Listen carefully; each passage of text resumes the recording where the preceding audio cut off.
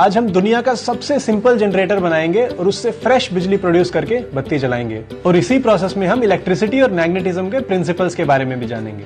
इसको बनाने के लिए हमें एक syringe, copper wire, neodymium magnet, LED और कैंची की जरूरत होगी। सबसे पहले हम सिरिंज के ऊपर कॉपर वायर को लपेटेंगे। शुरू का थोड़ा सा तार छोड़कर हम टर्न्स लगाना शुरू करेंगे। जितने ज्यादा टर्न्स लगाएंगे उतनी तेज बत्ती जलेगी। और हम पतला कॉपर वायर इस्तेमाल कर रहे हैं ताकि कम जगह में बहुत सारे टर्न्स लगा सकें। 800 से 1000 बार हमें कॉपर वायर को इस सिरिंज पर लपेटना है। 1000 टर्न्स होने के बाद तार के दोनों सिरों पर हमें एलईडी लगानी है, पर उससे पहले हमें इसका इंसुलेशन हटाना होगा। इंसुलेशन वायर के ऊपर एक प्लास्टिक की कोटिंग है, उसको हटाने के लिए हम कैंची का इस्तेमाल कर सकते हैं या फिर माचिस से इंसुलेशन को जला भी सकते हैं। इंसुलेशन हटाकर इन दोनों सिरों पर एलईडी को जोड़ देंगे। इसमें यह ध्यान रखें कि हमें तार को सिरिंज के बीच में ही रखना है, ज्यादा फैलाना नहीं है। और इसीलिए हमने दोनों तरफ ये फोम के टुकड़े लगा दिए हैं ताकि ये तार है जो वो इन दोनों के बीच में ही रहे। अब इस मैग्नेट को सिरिंज में डाल देंगे और सिरिंज को आगे पीछे करेंगे तो बत्ती जल जाएगी। सिरिंज जनरेटर दिमाग की बत्ती जला दे। तो हमने भी आज अपने हाथों से बिजली पैदा कर दी। साइंस की मदद से हम सभी बिजली पैदा कर सकते हैं। अब इस सिरिंज जनरेटर को थोड़ा और समझते हैं और ये देखते हैं कि इससे बिजली पैदा क्यों हो रही है। ये Faraday's law of electromagnetic induction पर काम करता है। इस लॉ के हिसाब से बिजली पैदा करने के लिए दो चीजें चाहिए। एक तो कंडक्टर, यानी ऐसी वस्तु जिसमें से करंट पास करता हो, जैसे कि तार जिससे हमारे घरों में बिजली आती है।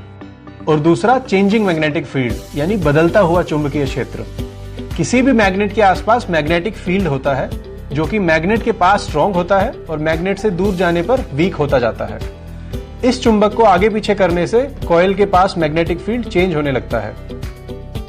चेंजिंग मैग्नेटिक फील्ड के लिए या तो मैग्नेट को एक जगह रखकर कंडक्टर को मूव कर सकते हैं, या फिर कंडक्टर को एक जगह रखकर मैग्नेट को मूव कर सकते हैं, या फिर दोनों को भी मूव कर सकते हैं। जैसे जैसे चुंबक कॉइल के पास जाती है, कॉइल के पास मैग्नेटिक फील्ड बढ़ता जाता है। और जब भी कंडक्टर के पास का मैग्नेटिक फील्ड चेंज होता है, या तो घटता है या बढ़ता है, तो उस कंडक्टर के दोनों सिरों पर वोल्टेज जनरेट होता है। और अगर दोनों सिरों को जोड़ दें तो उसमें से करंट बहने लगता है। सोलर पावर को छोड़ दें तो बाकी के सभी पावर प्लांट्स, चाहे वो कोयले से चलते हों, पानी से, हवा से या फिर न्यूक्लियर फ्यूल से, सभी में हमारे सिरिंज जनरेटर के जैसे ही बिजली पैदा होती है। इलेक्ट्रोमैग्नेटिक इंडक्शन के कारण जो वोल्टेज पैदा होती है उसे हम इंड्यूस्ड वोल्टेज कहते हैं और करंट को इंड्यूस्ड करंट कहते हैं। इस करंट की डायरेक्शन को हम लेंजेस लॉ से निकाल सकते हैं, जो ये कहता है कि इंड्यूस्ड करंट की डायरेक्शन ऐसी होगी जो कि मैग्नेट के मूवमेंट को अपोज करे। अब ये देखते हैं कि ये करंट मैग्नेट के मूवमेंट को अपोज कैसे कर रहा है। कॉइल में करंट बहने की वजह से वो एक इलेक्ट्रोमैग्नेट बन जाती है, जिसका एक नॉर्थ पोल होता है और एक साउथ पोल।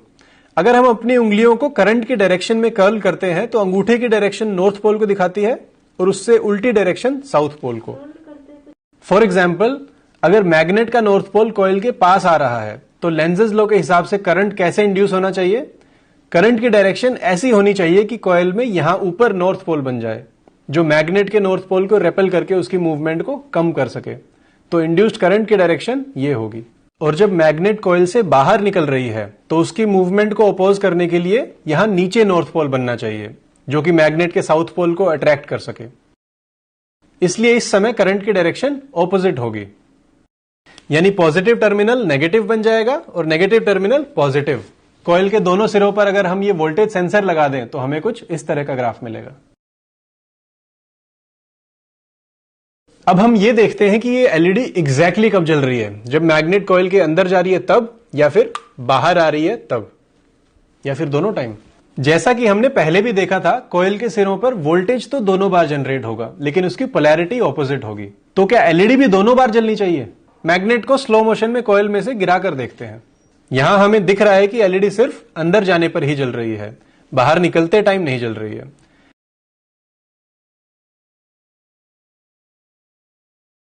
ऐसा इसलिए हो रहा है क्योंकि एलईडी सिर्फ एक ही डायरेक्शन में जलती है। जब एलईडी का बड़ा लेग पॉजिटिव टर्मिनल से कनेक्ट होता है तभी वो जलती है। अगर इसे मैं उल्टा कर दूं तो देखिए ये नहीं जलेगी। अब अगर मैं एक और एलईडी यहां इस तरह से लगा दूं कि इन दोनों एलईडीज के लेग्स का ओरिएंटेशन ऑपोजिट है, तो एक एलईडी मैग्नेट के कॉइल में घुसते टाइम जलेगी और दूसरी बाहर निकलते टाइम।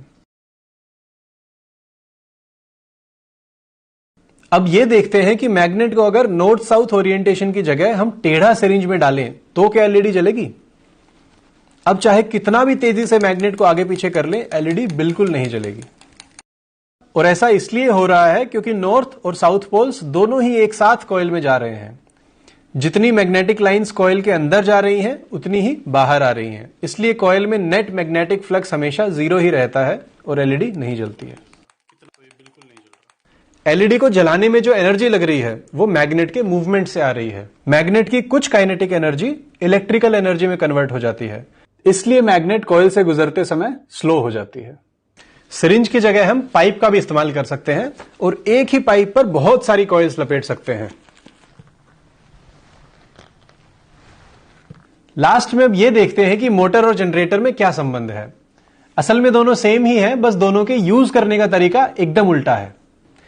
मोटर के दोनों टर्मिनल्स पर अगर हम बैटरी कनेक्ट कर दें तो वो घूमने लगती है, और अगर मोटर को हम घुमा दें तो उसके दोनों टर्मिनल्स पर वोल्टेज जनरेट हो जाती है।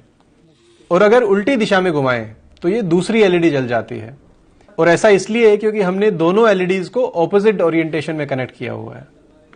तो नेक्स्ट टाइम जब आपको इंजेक्शंस लगे तो सिरिंज जनरेटर जरूर बनाएं। 1000 टन लपेटते लपेटते कब दर्द कम हो गया पता ही नहीं चलेगा। Thank you.